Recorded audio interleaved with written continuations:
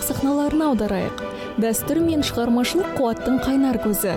Солистер академиясы мемлекеттік оркестрінің Италияның көркем қалаларына гастрольдік сапарын бір сөзбен осылай сипаттар едік. Ғаламат жасампаздық дәстүрі қазақстандық жаз маусымы осымен 20 жыл бойына жалғасып келеді. Мы начали сотрудничать.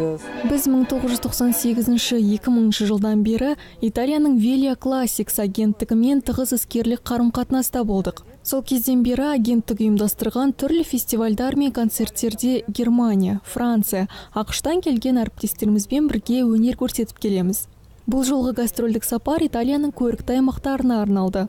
Олар Равелла, Амальфидағы фестивальдар. Сондай-ақ біз Рим және Милан қалаларында мерейтойлық даталардың құрметіне ұйымдастырылған концерттерге қатыстық.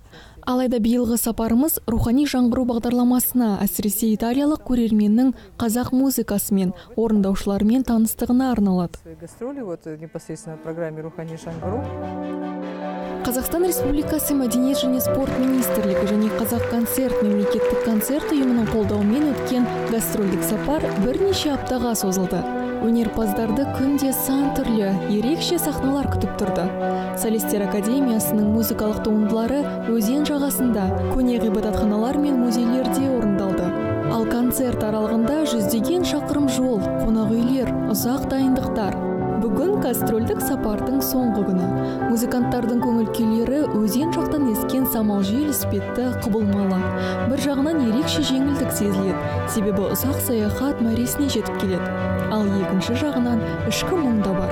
Жақында жаңа көрерменнің жарқын қол шапалақтары сиреп, киелі сахнаның сиқыры ұзап кете барады. Сегодня состоится у нас заключительный концерт.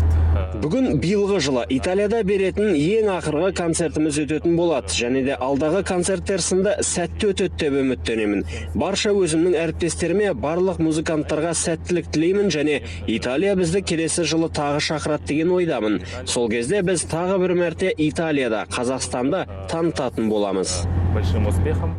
Бүгінде Азат Мәлік Қазақ ұлттық өнер университетінің магистранты. Баритонның музыка өнерінде жеткен жетістіктері қаншама. Әлемнің ең танымал сахналарында өнер көрсетіп, үздік байқауларда жүлделі орындарға ие болып, Италияның беделді оқу орындарында білім алған. Алайда бұл жолы өнерпаз Солистер академиясы ұжымымен гастрольдік сапарға алғаш рет аттанған. Вы знаете, это приятная усталость. Шаршасақ та көңіл күйіміз керемет. Күнде сапарға шығамыз, ал жанымызда тек таныс, жақын жандар. Әлбетте жаңа сахналарды көргенде ерекше шабыттанасың. Маған біз өнер көрсеткен Нови Лигуре Пестум болсын. Барлық қалалар өте ұнады. Бәрінің концерт алаңдары алдын ала ұйымдастырылған.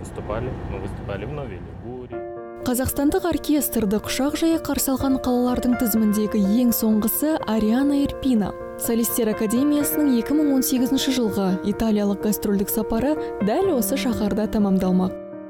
Өткен жылы мұнда басқа дүкен болған, биыл басқа дүкен қойыпты. Шынар Барлықова, Құрманғазы атындағы Қазақ ұлттық консерваториясының түлегі.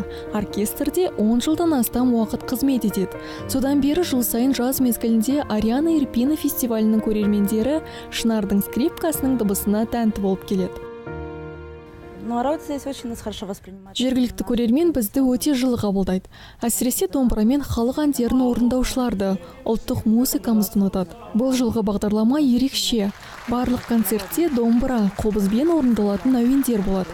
Өйткені олар президентіміз ұсынған рухани жаңғыру бағдарламасы бойынша өткізіледі. Айман Мұсақожаева біздің жетекшіміз, халық әртісі.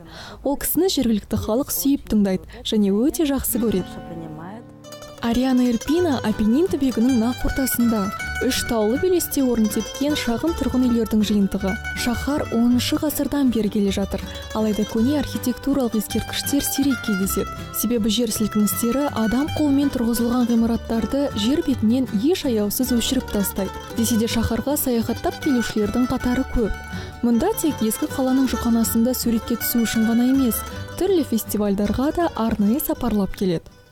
Оркестр ұжымы ақтық концертке дайындалып жатқанда бүгінде өнер ортасына айналған көне ғимаратты тамашалайық. Ариана бар әлемге өзінің көркем қыш өнерімен, яғни 13 ғасырдан бері келе жатқан керамикасымен танымал. Бұл экспозиция біздің заманымыздан бұрынғы 6 ғасыр мен 20 жылдық аралығын қамтиды. Батыржан Смақов музей ішінде мен үшін экскурсия жүргізіп, алдағы концерт барысында толық баяндап берді. Сегодня будет дирижировать. Бүгін оркестрді керемет дирижер Бақытжан Қожабекқызы Мұсақожаева басқаратын болады. Сондай-ақ солистер және қос италиялық өнерпаз Маркос Киава мен Серджио Марчеджинай өнер көрсетеді. Олар фортепианоға арналған атағы онша жайылмаған туындыны 4 қолдап орындайды.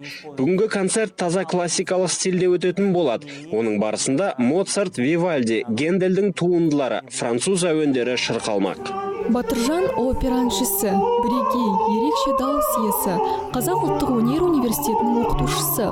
Италиялық гастрольдік сапар кезінде жеке өнер көрсетуден бөлек, ол Италия тілін жетік меңгергеннің арқасында конференция қызметін қатар атқарады. Италия для меня... Италия мен үшін тек білім алған аймақ қана емес. Бұл мен өмір сүріп, қызмет еткен жер. Кезінде менің опералық хорым болды. Коро Лирика Перла Верде деп аталатын. Оның құрамында 50 адам болады, көбінесе италиялықтар. Мен оқып жүрген кезінде Италияның түрлі аймақтарында концерттерімді бердім. Дайындық әлі де жалғасып жатыр. Музыкалық аспаптардан шыққан әуендер оңтүстік шаһар өмірінің ажарын аша түскендей. Біз Анна Күзембаева мен төселген жол бойымен серуендеуге шықтық. Ол музыкант. Кезінде солистер академиясының алғашқы құрамдарының бірінде өнер көрсеткен. Ал бүгінде Қазақ концерт директорының орынбасары қызметін атқарады. Бұл оркестр өте танымал, өзінің бай дәстүрі бар. Менің ойымша бұл үздік шыққан ең алғашқы кәсіби ұжым. Оған қоса көркемдік жетекшісі шебер скрипкашы. Бастапқыда ол енді ғана Мәскеуден оралған болатын, және осындай оркестр құру идеясы туындап, барлық үздік жас орындаушыларды шақырды. Бұл дәстүр әлі де жалғасын табуда, алайда үлкендердің ізін жалғастыру бар. Өйткені оркестрде танымал кәсіби орындаушылар мен жас өнерпаздар қатар ойнайды. Яғни ұжым үнемі өнерлі тұлғалармен толығып отырады.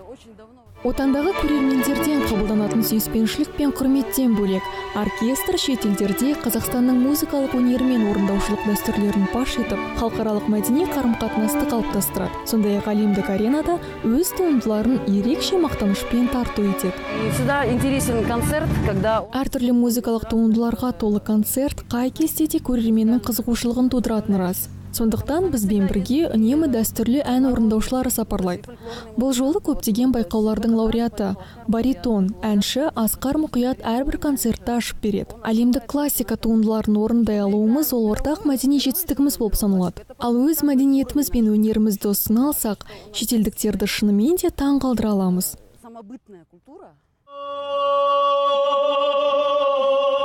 Концерттік нөмірлер жарқын калейдоскоп іспетті көрермендерге керемет әсер сыйлап, сөзсіз жүрек лебізін тербетеді. Маркос Киава Неапольдегі Велия Классикс фестивалінің, ал Серджио Марчеджиани Александриядағы музыка жаңғырығы фестивалінің ұйымдастырушысы. Сонымен қатар олар шетелдерге гастрольдік сапарға аттанып фортепианолық дуэт өнерін халыққа паш етеді. Биылғы жылдың басында өнерпаздар Қазақстанда жеке концерттерін беріп, фортепианода 4 қолдап ойнау өнерін көпшілік назарына ұсынды. Олардың орындау шеберліктері көңілге ерекше шаттық сыйлап, жүректі тебірентіп, ғажап әсерге бөлейді. Қос таланттың өнері көрерменді тәнті етті. 200 көрерменге арналған залға музыкалық туындыларды тамашалауға келген өнерсүйер қауым толықтай сыйған жоқ. Алайда бұл жайт ешкімге де кедергі келтірмеген сияқты.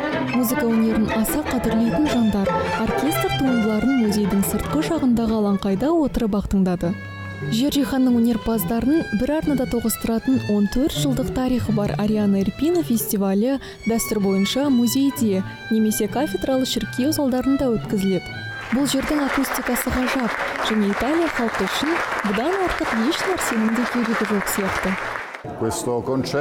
Бұл концерт 2004 жылдан бері келе жатқан фестиваль барысында Ариана Ирпина қаласы мэриясының ұйымдастыруымен өткізілді.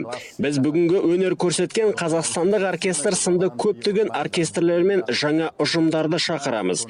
Бұл біз үшін үлкен мәртебе, және бүгінде қазақстандық оркестрдің өнерін тамашалап, тәнті болдық. Сонымен Солисттер Академиясының Италиялық гастрольдік сапары осымен өз мәресіне жетті. 2018 жылдың жазы жарқын сәттерге толы болды. Ал италиялық көрермен ізгі ниетті, қонақжай әрі жарқын жүзді болып шықты. Бүгін біз италиялық үлгідегі ақтық аккордты орындадық. Алда Солисттер Академиясын жаңа мемлекеттер, фестивальдар мен ашылулар күтеді.